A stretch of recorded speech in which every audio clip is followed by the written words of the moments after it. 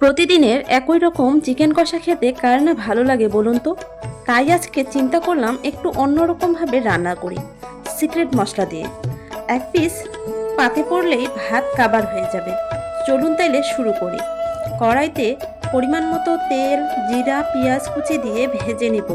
পেঁয়াজটা ঠিক মতো ভাজাই হচ্ছে চিকেন কষার আসল টেস্ট। তারপর চিকেনটা দিয়ে হলুদ, লবণ পরিমাণ মতো দিয়ে কষিয়ে নেব কিছুক্ষণ। মাংসটা কিন্তু মশলা দেওয়ার আগেই ভেজে নিতে হবে। তারপর মিক্সিতে টমেটো, কয়েকটা শুকনো লঙ্কা, আদা, রসুন, কাজু বাদাম দিয়ে পেস্ট করে রাখা মশলাটা দিয়ে খুব মতো কষিয়ে নেব। দেখবেন তেল ছেড়ে আসছে আর মাংসটা একদম লাল হয়ে গেছে। তখন অল্প একটু পানি দিয়ে জাল হয়ে আসলে দিব গরম মশলা গুঁড়া আর জিরা গুঁড়া। আপনারা ধনেপাতাও দিতে পারেন, আমার কাছে ধনেপাতা ছিল না তাই দেইনি। দেখুন এর রং আর গ্রেভিটা কতটা রাজকীয় হয়েছে, দেখেই চোখ আটকে যাবে।